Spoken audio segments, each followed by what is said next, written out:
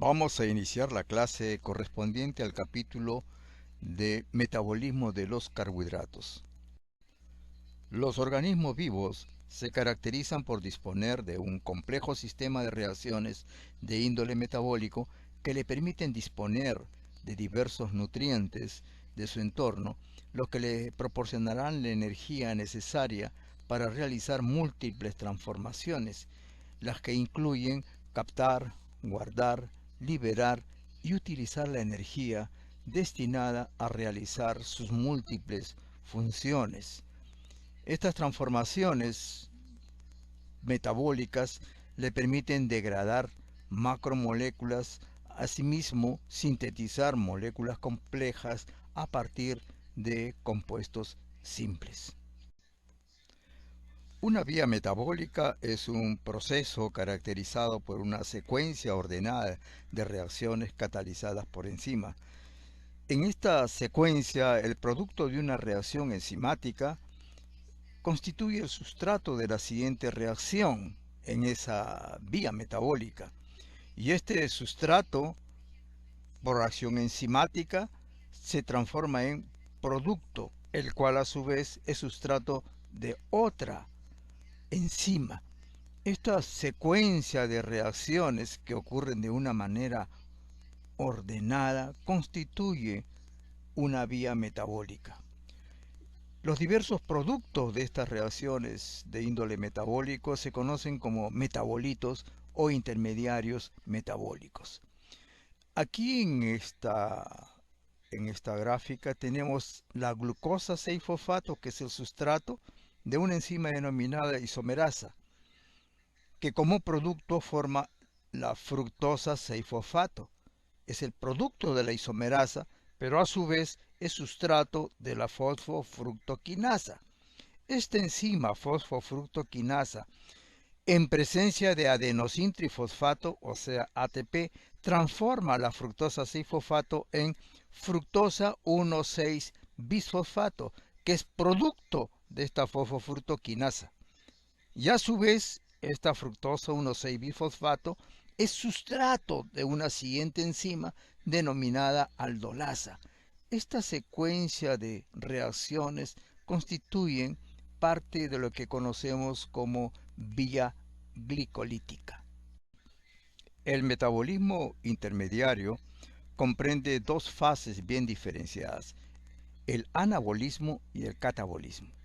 El catabolismo corresponde a los procesos degradativos en el cual moléculas complejas son hidrolizadas enzimáticamente formando sustancias, compuestos más simples. En estos procesos de índole catabólico se produce liberación de energía. Parte de esta energía la célula lo conserva bajo la forma de adenosintrifosfato. El catabolismo comprende tres etapas. La etapa 1 constituye aquella en la cual las macromoléculas, tales como las proteínas, por ejemplo, el glucógeno, y también se incluyen a los triglicéridos, son escindidas en unidades más pequeñas. En esta etapa se caracteriza porque la liberación de energía es muy limitada. En la etapa 2, las moléculas simples, tales como glucosa, ácidos grasos, los aminoácidos, que provienen de la etapa 1, son transformadas en un pequeño número de moléculas para ser oxidadas posteriormente. Parte de esta energía libre se atrapa bajo la forma de adenosín trifosfato. En la etapa 3, que constituye una vía común para los diversos nutrientes, es decir, una vía común para las vías degradativas de carbohidratos, lípidos y proteínas. Esta etapa común está constituida por ciclo de Krebs, transporte de electrones y fosforilación oxidativa.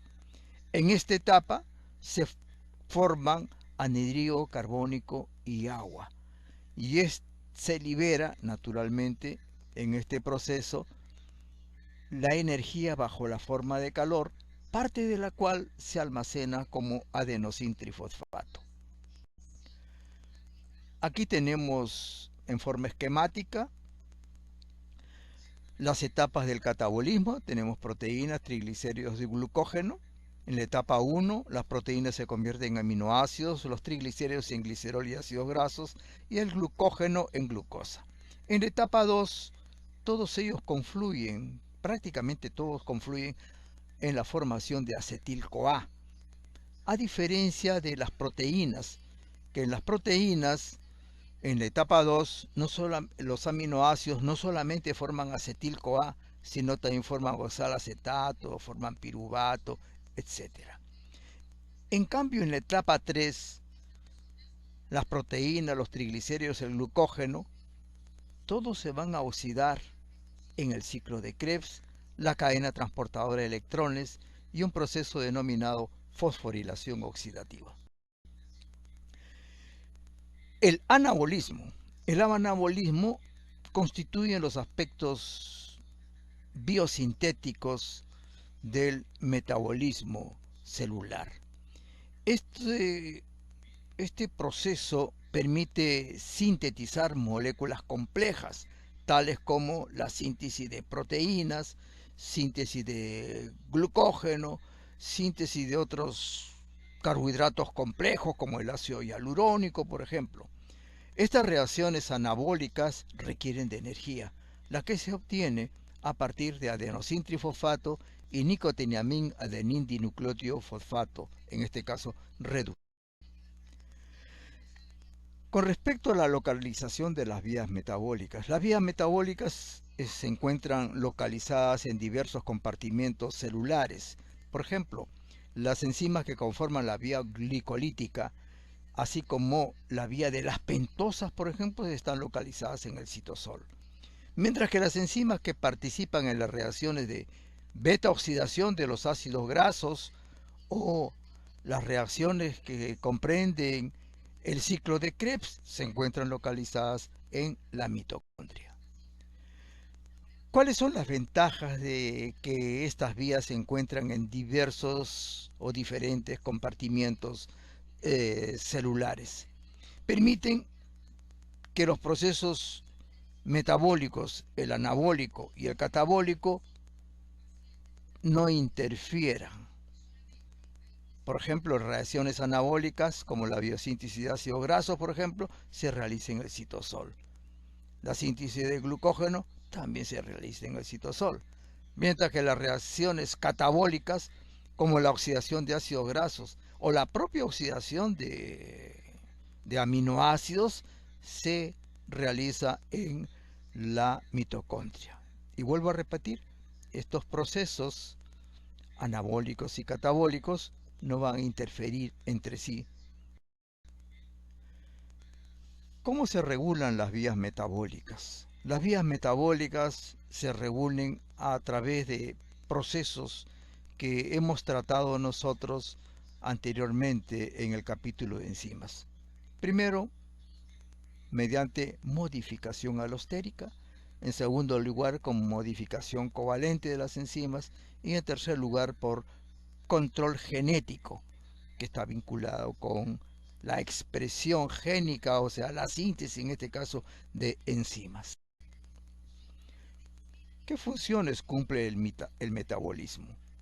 Las funciones del metabolismo incluyen obtener y utilizar la energía obtenida de los nutrientes que fue captado de su entorno, le permite sintetizar macromoléculas, le permite transformar los nutrientes en sustancias precursores que han de permitirle sintetizar otras moléculas biológicamente importantes o sintetizar o degradar metabolitos o biomoléculas que se requieren para que las células puedan cumplir eficientemente sus funciones. Aquí tenemos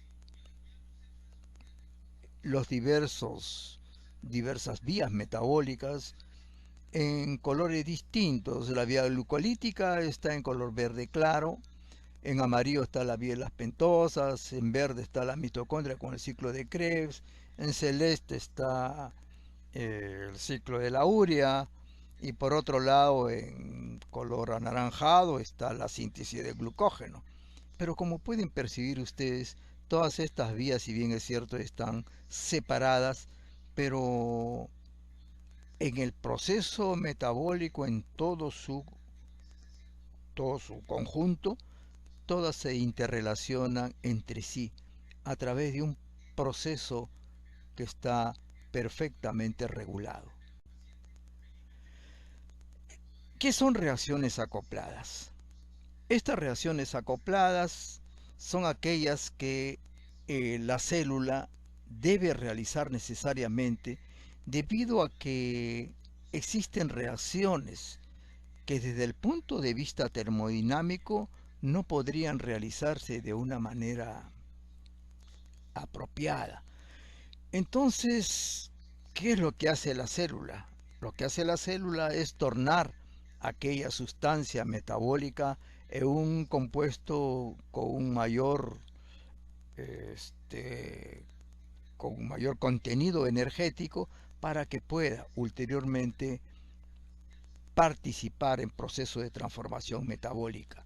Aquí tenemos, por ejemplo, una de las reacciones acopladas que vamos a tratar en el desarrollo de esta asignatura.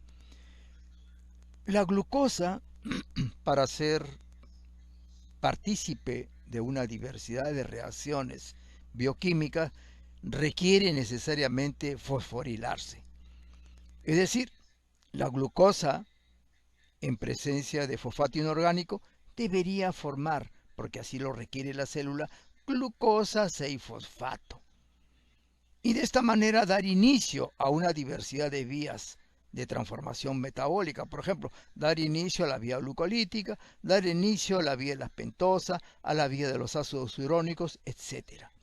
Pero desde el punto de vista termodinámico, esta reacción sería prácticamente imposible que ocurra. Si mezclamos nosotros glucosa con fosfato inorgánico, va a ser imposible que se forme glucosa 6-fosfato. El delta G, o sea, el cambio de energía libre de este sistema o de esta reacción, requiere 3.3 kilocalorías por mol, más 3.3, lo cual significa que es imposible. Y ustedes lo saben esto por sus conocimientos anteriores de otros cursos. En esta situación, lo que hace la célula es aprovechar la presencia de un compuesto que tiene una alta capacidad de transferencia de energía, como es el ATP, o sea, adenosintrifosfato. Cuando esta molécula se hidroliza, forma ADP más fosfato inorgánico y libera 7.3 kilocalorías por mol. O sea, es decir, menos 7.3 kilocalorías por mol, lo cual significa que esta es una reacción factible de que se realice de una manera espontánea. Lo que hace la célula es acoplar ambas reacciones, por cuyo motivo aquí tenemos la reacción neta.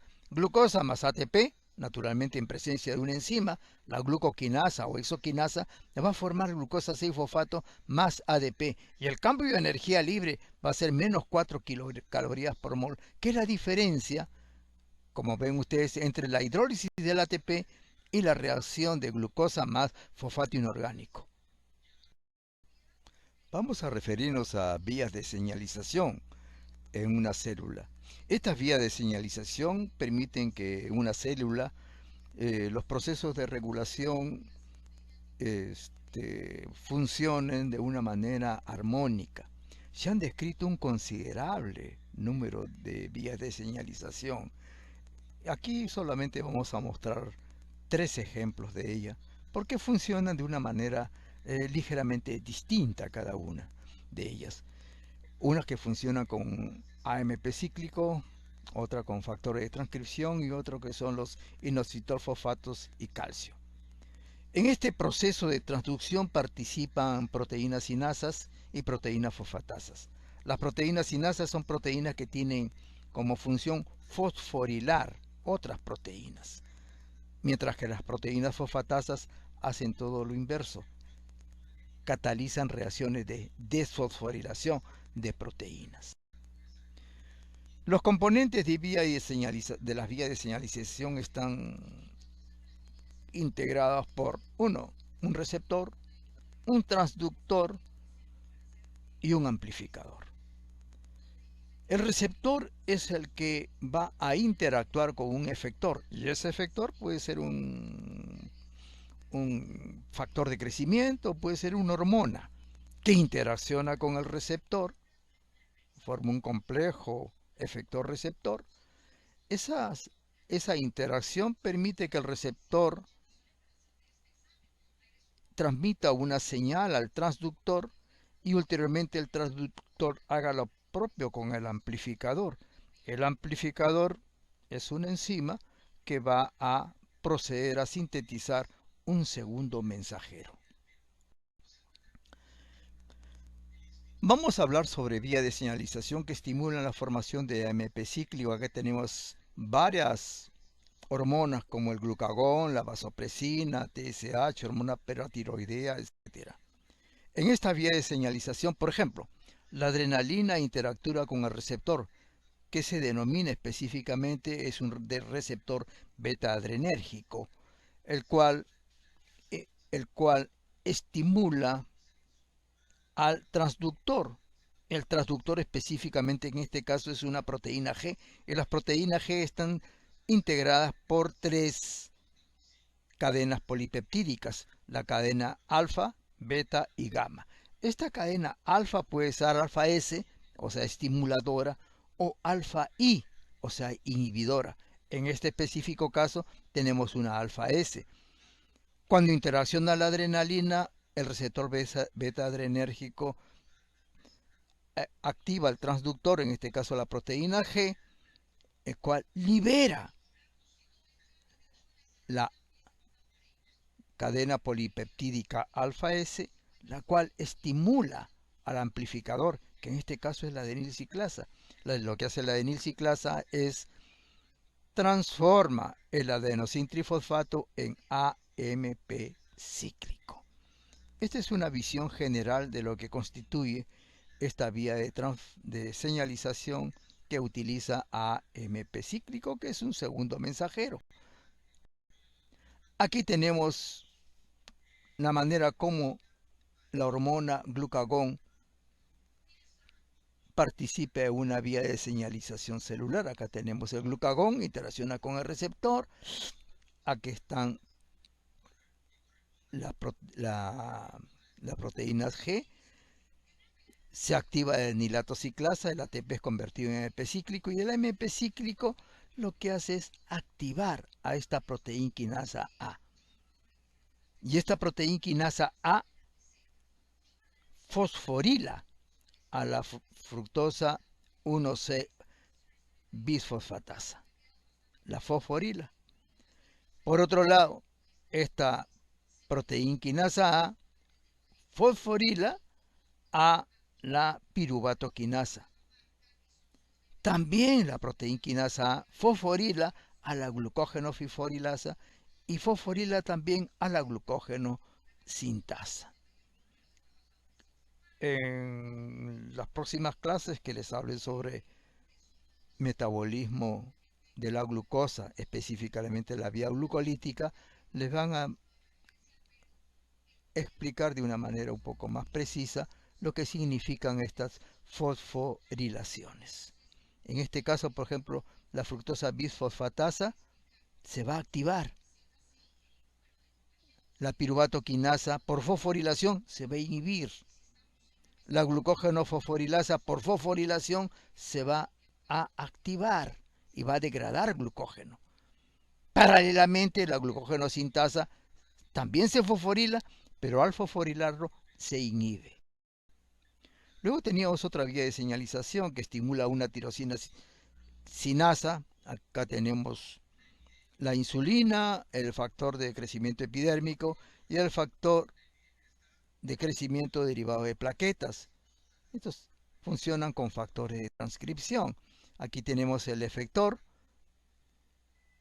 Este receptor se llama una proteína receptora tirosina quinasa que envía su señal al transductor, lo activa, y este transductor implica la participación de varias proteínas que lo veremos después.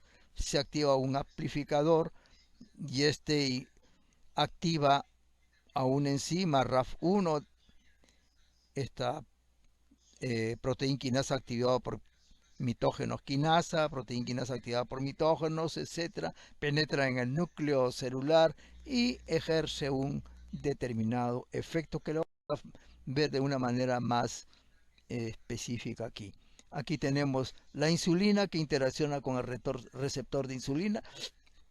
Aquí tenemos que ese receptor de insulina fosforila al sustrato receptor de insulina, y a través de esta vía que se muestra acá, donde está la fosfatinoinositol 3 quinasa, etcétera, al final de este proceso que está por el lado derecho de la lámina, vamos a ver que una vesícula en la cual se encuentra la proteínas GLUT2 se van a dirigir a la membrana plasmática como consecuencia de la interacción de la insulina con el receptor.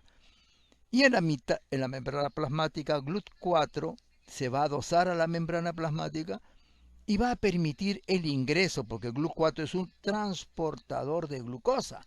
Va a permitir el transporte de glucosa del torrente circulatorio al interior, en este caso de la célula muscular. Porque GLUT4 se encuentra tanto en tejido muscular como en tejido adiposo, pero también podemos encontrarlo en el tejido cardíaco.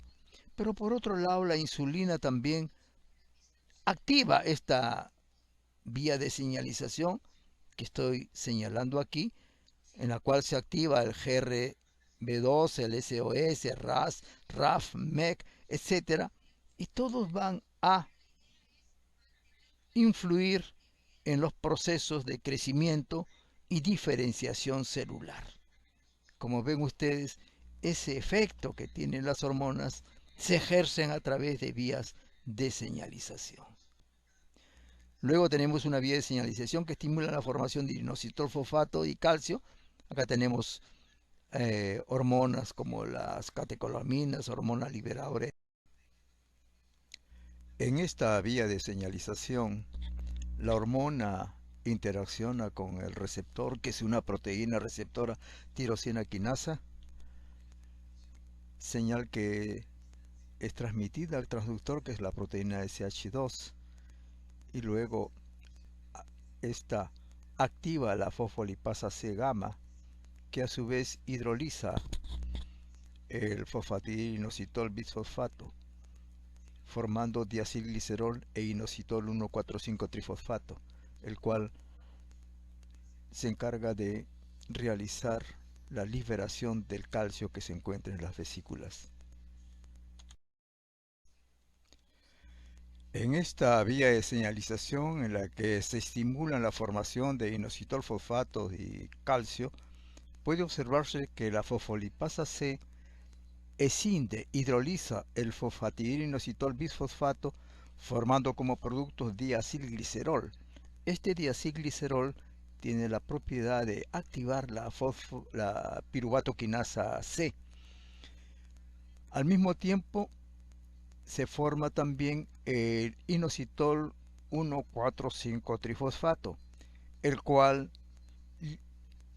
activa la liberación del calcio de la cisterna del retículo endoplásmico. Este calcio interacciona con enzimas que tienen calmodulina.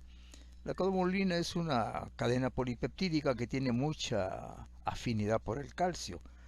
Estas enzimas tienen la propiedad de fosforilar otras proteínas u otras enzimas, y de esa manera se ejerce el efecto de esta vía de señalización.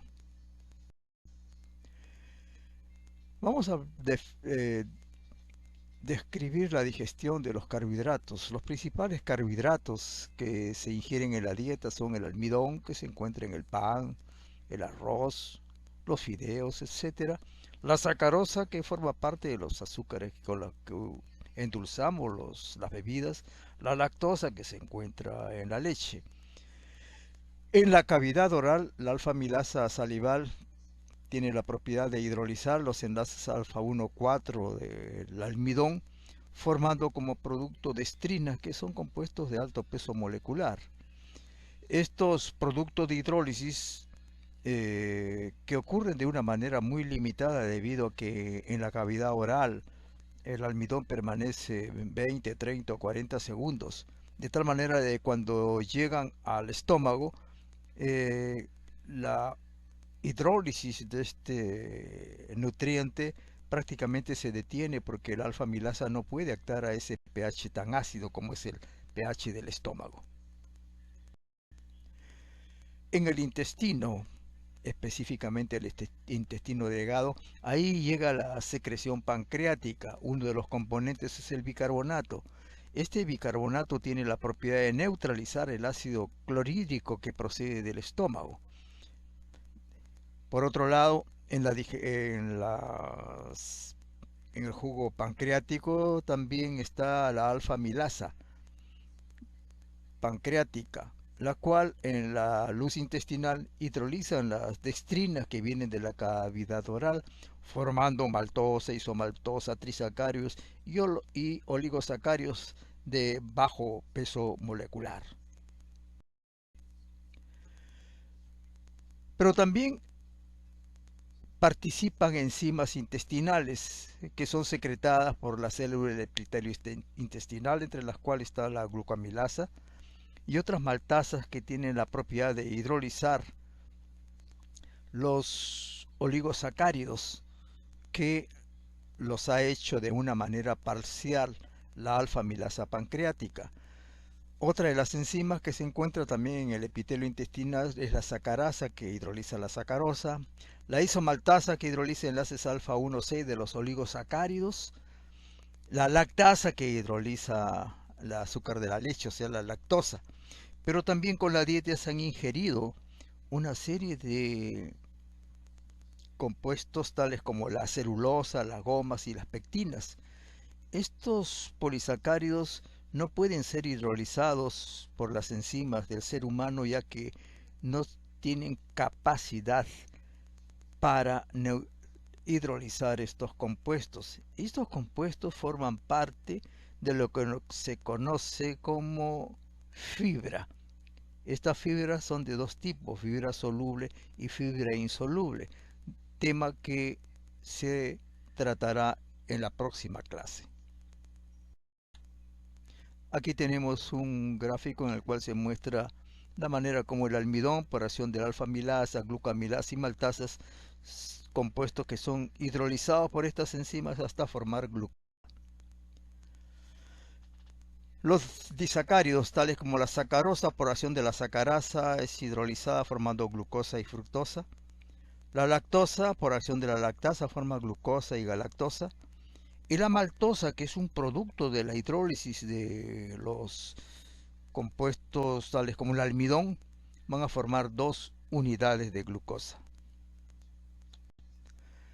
Los productos finales del proceso de digestión fundamentalmente son glucosa, galactosa y fructosa.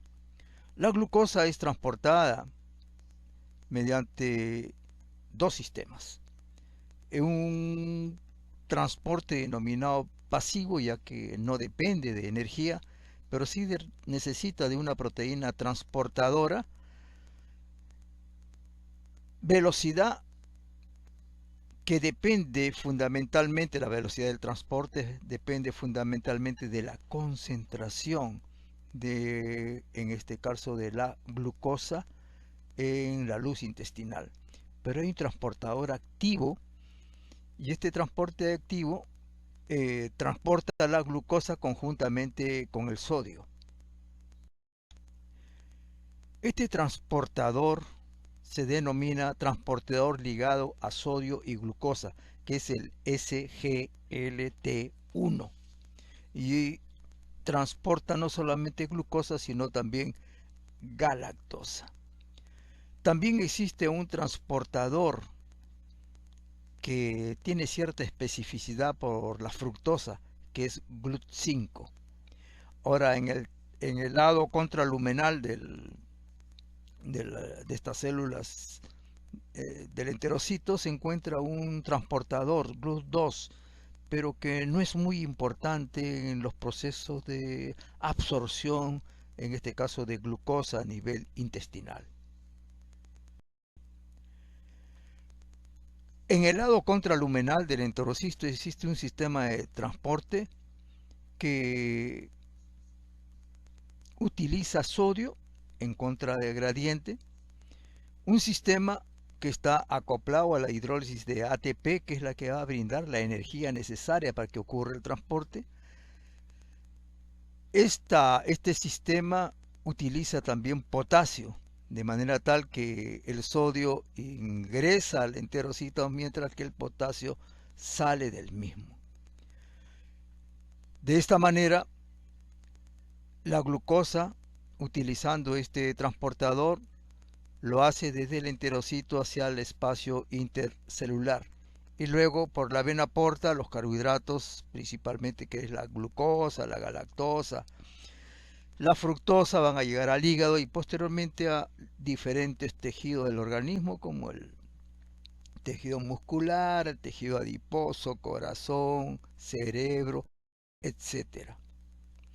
Aquí tenemos un gráfico en la que se muestra en el lado izquierdo la luz intestinal, la glucosa siendo transportada al interior del enterocito mediante un transporte pasivo, y en la parte inferior del lado izquierdo se muestra la glucosa siendo transportada por el sistema SGLT1, que como dijimos anteriormente, la glucosa se transporta conjuntamente con el sodio. Por otro lado, hay un transportador que es la ATPasa, la sodio potasio ATPasa, que utiliza ATP como fuente de energía, en la que el potasio ingresa al enterocito mientras que iones sodio salen del mismo. Ello permite transportar la glucosa del enterocito hacia el espacio intercelular. La absorción de carbohidratos, si a la glucosa le damos un valor de 100 como referente, la galactosa se absorbe con una velocidad un poco mayor que la galactosa, perdón, mientras que la fructosa, manosa, silosa, avinosa lo hacen con menos eficiencia. Aquí tenemos un gráfico en el cual mostramos que una vez que se absorbe la glucosa y otros glúcidos por el intestino, pasan a la circulación, por la vena porta, llegan al hígado y por la circulación general van a llegar al tejido muscular, cerebro, corazón, tejido adiposo, entre otros. Existen varios transportadores de la glucosa. En la actualidad se han descrito alrededor de 20, cerca de 20 transportadores de glucosa. Por ejemplo, GLUT1 es un transportador de glucosa lo encontramos en el cerebro, eritrocitos y placenta. GLUT2 se encuentra preferencialmente en hígado, riñón, intestino, como vimos anteriormente, y las células beta pancreáticas. GLUT3 se encuentra en neuronas, placenta. GLUT4, este es un tipo de transportador que se encuentra en el tejido muscular y en el tejido adiposo, asimismo el corazón. Y este GLUT4 es un transportador cuya disposición en la membrana de estos tejidos es influenciado por la insulina. Luego tenemos GLUT5, que se encuentra en el intestino delgado y que se encarga de transportar fructosa. La glucosa, después de ser absorbido a nivel intestinal, es conducido por la vena porta al hígado y luego se dirige, como hemos dicho, a tejidos estrepáticos. Dijimos tejido muscular, tejido adiposo, corazón, pulmones, cerebro, etc. En el páncreas es, digamos, constituye la glucosa, la molécula que va a inducir la síntesis y liberación de insulina. Asimismo, en la célula beta del páncreas existen receptores para acetilcolina, colecistoquinina, arginina, glicina, alanina, que también estimula la síntesis de esta hormona. Existen procesos regulatorios de la ingesta de nutrientes. Existen procesos que regulan la ingesta de estos nutrientes a corto plazo y existe una regulación a largo plazo. En la regulación a corto plazo, los nutrientes que participan en este proceso son principalmente la glucosa. También las proteínas de la dieta inducen saciedad, igual que la glucosa. Y otros productos metabólicos, tanto de la glucosa como de los ácidos grasos, tales como el piruvato, el ácido láctico o lactato, y las cetonas, inhiben la sensación de hambre. Porque si no existiesen estos mecanismos, el ser humano podría estar ingiriendo alimentos de manera descontrolada. Otro de los mecanismos de la regulación a corto plazo lo constituyen señales que están emitidas por el tracto gastrointestinal. Ahí existen quimiorreceptores que son muy sensibles a diferentes productos de la digestión de glúcidos, de ácidos grasos, de péptidos y aminoácidos. Y todos ellos producen saciedad. El ingreso de alimentos en el estómago e intestino proximal activan también, hay unos receptores de distensión y también existen mecanorreceptores que me envían esas señales al hipotálamo y causan saciedad. La persona ya no desea seguir ingiriendo más alimentos. Otra de las señales emitidas por el tracto gastrointestinal lo constituye la colecistocinina o colecistoquinina también. Es secretado por el intestino delgado proximal, tiene la propiedad de inhibir el apetito y es un potente, como dice aquí, inhibidor del vaciamiento gástrico. Esta colecistocinina o colecistoquinina también lo producen las neuronas hipotalámicas, provocando saciedad. Así, finalmente tenemos otras señales, como ocurre con el péptido YY, que por un lado inhibe la motilidad intestinal, produciendo sensación de saciedad. La persona ya no desea ingerir más alimentos. Pero en contraposición a esta acción, existen hormonas tales como la grelina, que es una hormona producida por el estómago y el hipotálamo, que tiene la propiedad de incrementar el apetito. La homeostasis energética también se regula a través de un proceso a largo plazo. Uno de los componentes, la insulina. Esta hormona tiene la propiedad de modular el balance energético, ya que inhibe la ingesta de nutrientes precursores energéticos. También tiene la propiedad de incrementar la termogénesis, aumentando la sensibilidad de la colecistocinina para inducir saciedad. Otro de los componentes de la regulación a largo plazo es la leptina.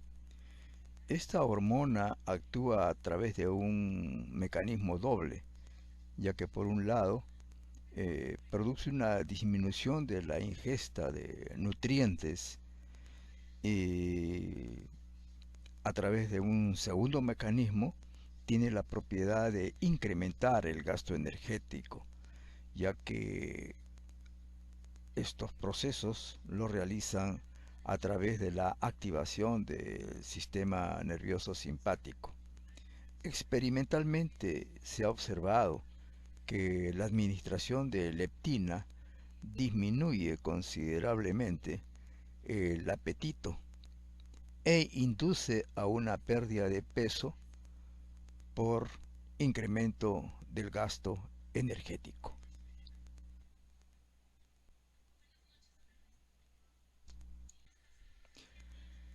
En este gráfico podemos observar el efecto que ejerce la insulina sobre el transporte de glucosa a través de membrana. En el cerebro, por ejemplo, la insulina no tiene efecto alguno. Lo mismo ocurre en el hígado y el eritrocito. Recuerden que en el hígado este tejido dispone del transportador GLUT2 y no es afectado por la insulina. En el cerebro GLUT1 tampoco es afectado. En cambio, el tejido muscular y en el adipocito, estos tejidos utilizan GLUT4 y GLUT4 es un transportador de glucosa que es dependiente de la acción de la insulina. Cuando se libera insulina en la fase postprandial, los transportadores de glucosa a través de membranas se encuentran en unas vesículas, las cuales, por acción de la insulina, esta influye en la movilización de esta vesícula hacia las inmediaciones de la membrana plasmática, y en esos lugares se quedan ancladas los transportadores de glucosa. De esta manera, la glucosa que se incremente en la fase postprandial va a ser transportado eficientemente en dos tejidos principalmente. Uno, el tejido muscular, y dos, el tejido adiposo. En esta lámina se muestran los destinos metabólicos que tiene la glucosa. Naturalmente, los destinos metabólicos de este nutriente difiere en razón a los tejidos y las funciones que estos cumplen. Por ejemplo, en el tejido muscular, la glucosa principalmente sigue la vía glucolítica, también la vía de las pentosas, pero no con tanta intensidad como la vía glucolítica, y parcialmente participa la glucosa en la biosíntesis de glucógeno. En cambio, en el tejido hepático, la glucosa se utiliza en la vía glucolítica con bastante intensidad, la vía de las pentosas, y también utiliza los ácidos urónicos, la vía de los ácidos urónicos, que es muy importante para el hígado. Asimismo, el glucógeno. Pero si hablamos sobre el destino que tiene la glucosa en el cerebro, allí la vía de los ácidos urónicos o la síntesis de glucógeno, por ejemplo, no tiene importancia. En cambio, la vía glucolítico sí. Y la vía de las pentosas también, pero con más intensidad. La glucosa en el cerebro se metaboliza a través de la vía glucolítica. En el tejido adiposo también la vía que conduce a la glucosa, a la síntesis de glucógeno, no es tan importante. La vía de los ácidos urónicos tampoco. En cambio, la glucólisis sí, porque si la glucosa no se metaboliza por la vía glucolítica en el tejido adiposo, la persona no va a